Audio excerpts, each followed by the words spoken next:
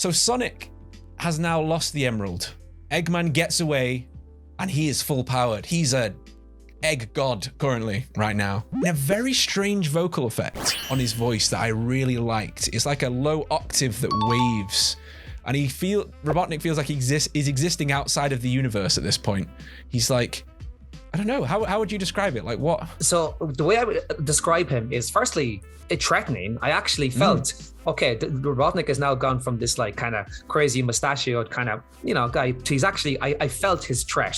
And also it was like an awesome, super overdosed version of Magneto. And he's like pulling like tanks like apart. floating, And I actually was like, okay, this guy means business now. Like this isn't just, there's an actual, because I felt the first film definitely didn't have enough of a threat that I felt that Sonic was like, oh, he's actually really kind of under fire here. Whereas this one, I was like, okay, I'm scared of this guy now. It's funny actually. There was another reference that I got here, and it really drove it home in the next thing that happened. So his costume changes, doesn't it? It goes black and green. Black and green, yeah. And it really reminded me of, this is a weird thing, the end of Aladdin, when Jafar becomes more powerful, the most powerful sorcerer in the world. Of all time! Exactly. And he gets his different costume with the black, with the red. And then obviously... R.I.P. Gilbert Gottfried, yes, by the way. Yes, Iago. exactly. Yes, Iago. This episode dedicated to Iago, definitely. And then just after that, he actually... Someone says to him, how big of a man are you? And then he goes, let's show you how big of a man I can be. And Jafar says, I can show you how snake-like I can be. And it was like, they've literally just paralleled this amazingly.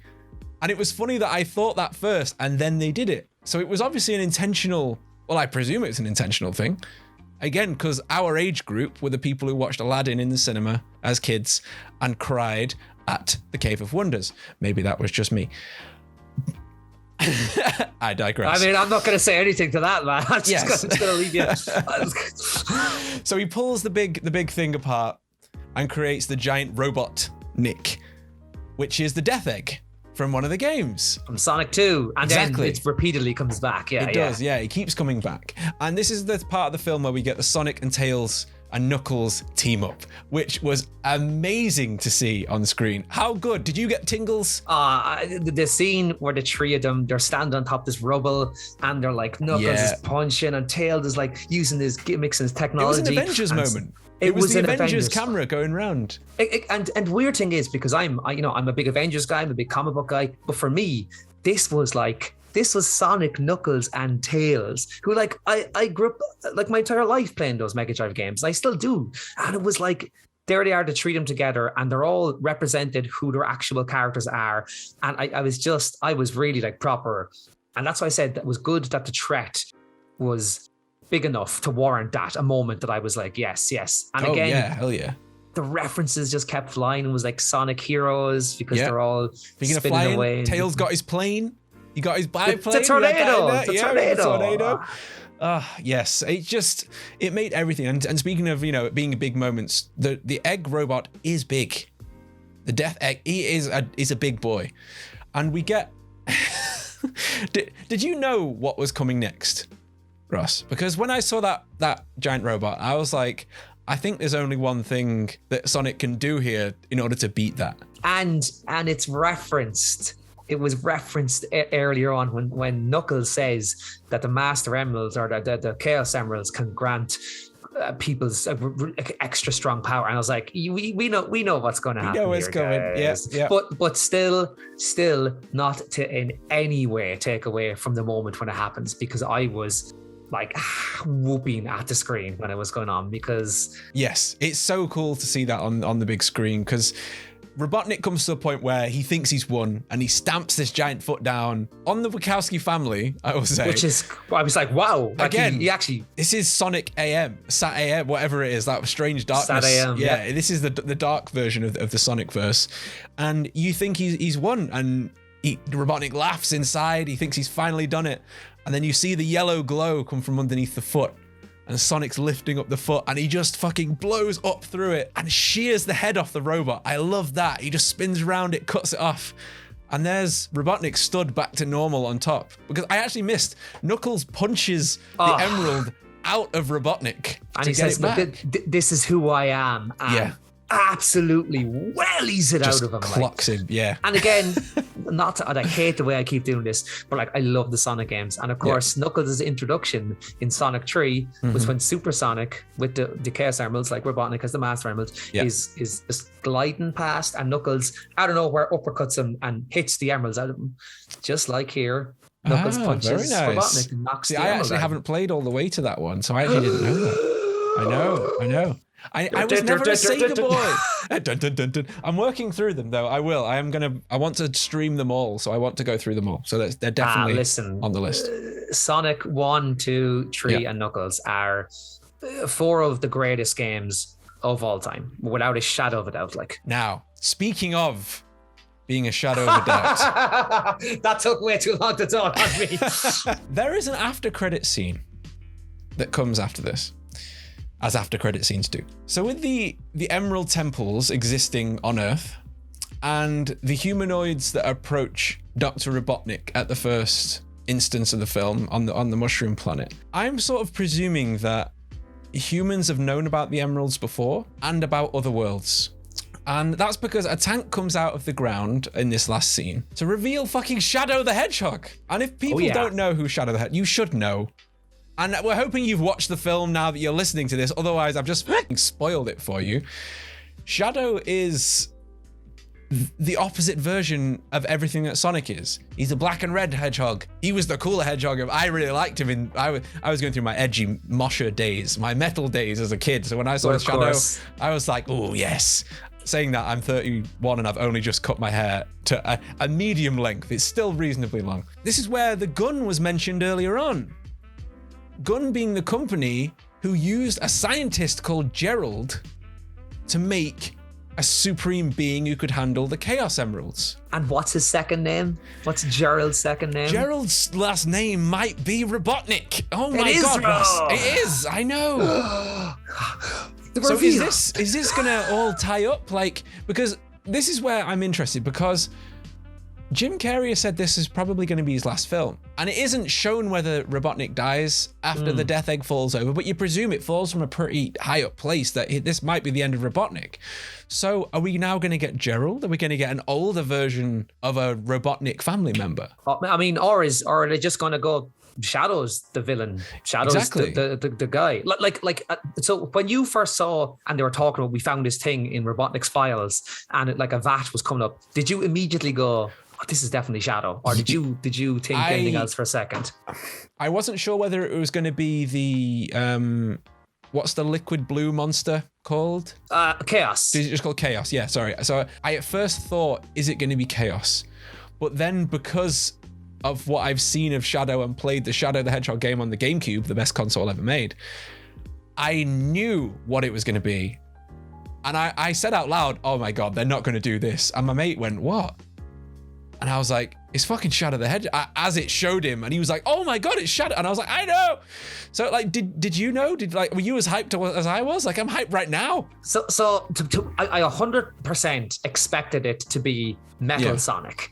When they said we found something in Robotnik's files, and I was like, oh my God, they're going to do Metal Sonic, aren't they? Yeah. And the director, Jeff Fowler, obviously thought this as well, because he was at a premiere, and before the end credits, he stood up and he was like, okay, guys, who do we think is going to be in the end credits bit? And everyone went, Metal Sonic. And he went, don't worry, we're thinking about Metal Sonic. And then he was like, okay, play it. And then came Shadow. Oh, right, okay. I mean, look, it makes more sense for it to be Shadow, and as a central villain, Shadow will be much better than Metal Sonic. But at the same time, I can definitely see a situation happening where it's like Shadow and Sonic go head-headed and blah, blah, blah, blah, and then at the end of the film have to come together to fight, perhaps, Metal Sonic. That's what I presume will happen. Because they just did the same thing with Kong versus Godzilla, where they had to come together to, spoilers, fight Mecha Godzilla, you know? And my God, Godzilla versus Kong is a terrible movie. It's Jesus. Okay, sorry, that's that diversion over, guys. Sorry, had to be said. Had to be said to someone. No, I completely agree with you. Do you think this is going to get better going forward? Do you think we're going to improve each time with the Sonic films? To be honest, if there's the same incremental jump that was made between the first one and the second one, that's on the next one, I am totally on board with this. I want to ask you as well, so the critical reception to this is like all the fans and all that are like, yeah, this is amazing, and all the critics are like, this is an absolute terrible film. Yes. Well, what do you think? What do you make of this whole thing, this whole situation? From a standpoint of a fan liking the lore, liking the characters, liking the games, I enjoyed it a lot. It was a lot of fun to watch. From someone who's worked in production, there is a lot of problems with editing. I will say there was script issues, a lot of jokes that didn't need so many references, like stop referencing Oprah. Wait a second, did you steal that from Oprah? Yeah. Only people in America understand things about Oprah. We don't care, and no one in Asia does. Well, not in 2022 anyway. No, I know, exactly. So yeah, there was a moment where the running on the waves bit that I mentioned, cinematographically, it is a word, amazing. Charges up, speeds through the waves, going amazing, and then he falls below the waves. And I was like, this is it. They're going to do the dun dun dun dun dun dun, running out of air. Tails is going to fly in and save him. Tails is going to fly in and save him. He just wakes up on the beach. I'm sorry, that's not how big storms at sea work. And it set up that moment in such a, okay, this is severe because we know Sonic can't swim and he's terrified. And then he just wakes up anyway and you're like, exactly. Yeah. Okay, it's like they were going to do it and then they changed their minds and then they did it in the next bit. And that's why that moment was so small. Or it's because this film is 2 hours long and they did it and had to cut it. So they then put a little bit in later on. With it being 2 hours, it was still good though. Like it didn't feel like 2 hours to me because so much was happening. For the most part, like I mean, that wedding bit, I will say, is like you cut that 20 minutes out of the film, you have the same film, much better. Yes. But that's I don't know. Lately, I'm like, make films shorter. So every film doesn't have to be 3 hours like it is now. Dune, even though I like Dune. Ross's face. No. You could have said the Batman, and you go for Dune. Also the Batman. That should have been 2 films. Yeah, or I mean, just a 2 hour film. I mean, yeah, I would be much more gracious towards that film if it was not 3 hours. Sorry, yes. But look, it's very good to be able to talk about Sonic in such a positive way, to be honest with somebody, because I enjoyed it so much more than I should have. And look, I know I'm overlooking a lot of flaws. There is, like you said, cinematographies sometimes are absolutely horrific. A lot of the dialogue, they're like looking for blah blah blah to find blah blah blah, MacGuffin. But there is so much that I'm so glad to hear that, like a lot of things, and I'm like, I kind of like this. I wonder are they going for that you kind of picked the same kind of things. So that makes me believe that it was intentional. So I don't know. It's great to be like, that's so positive. It is like Sonic has been in. What's the opposite? The limelight. There's limelight. Is there red light? Sonic has been in the red light for so long. No light, surely. No light. Sonic has been in the shadows, like down in the basement for a long time, because a lot of the games aren't looked on very highly. So to have something positive come out of it is, I agree, absolutely amazing. And I just want to shout out the original VFX team. Is it Moving Pictures, I think they're called? This is the guys who did it for the first film, isn't it? They did, yes. They went under, unfortunately. Yes. After saving the first film and getting this one obviously made, all the crunch time, they went under. And it was such a shame. So thank you for making this awesome. You've made this franchise a thing. There would be no Sonic franchise without you. I wouldn't be wearing this T-shirt without. Well, I would anyway. Got a Sonic T-shirt. Nice. I don't have a Sonic T-shirt. I wore a blue shirt, but I do have this. I wanted to show you that I got. It's not the Lego thing. I bought this from my friend Hugh recently enough. It's so cool, isn't it? It's very cool. So for audio listeners, it's the Sonic Lego set, officially licensed. And it's like the Green Hill Zone. You get Robotnik, you get some enemies, you get Sonic, boxes, rings.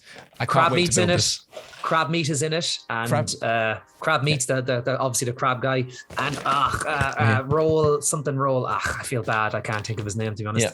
It's very cool. So I'm very excited to get that put together. I might do it on stream, so that's why I haven't done it yet. But yes, Russ, this is the end of the show. Would you like to tell the listeners and the viewers where they can find your podcast? Because you've got an astounding podcast that I listen to on the reg. I mean, yes, I do a podcast. If I don't say it's astounding, I think it's okay. But yeah, it's called I Understood That Reference, and it's hosted by myself and my friend Rob, and we talk about films and stuff like that and games, and we play ludicrous games, and we like Grief Burrito is the well-oiled machine of the podcast world, as you can tell. This is like the perfect look at these things beside each other, and it's like look at this professionalism, and then look at this, and you're like, you can pretty much guess what our podcast is like, and that's not a bad thing, and that's who we are. But yeah, I understood that reference. You're not giving it enough credit. They have an amazing show, guys. Please check it out. You want to hear tin whistles, you want to hear their beautiful Irish accents, you want to hear more of Robert Cop, because that episode absolutely killed me. Yeah, that was one of my favorite ones you've done.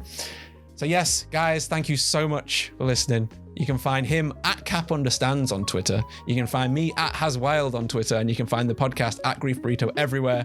YouTube thinks you're going to like all these suggested videos that are popping up around, and we'll see you next week. Goodbye. Bye.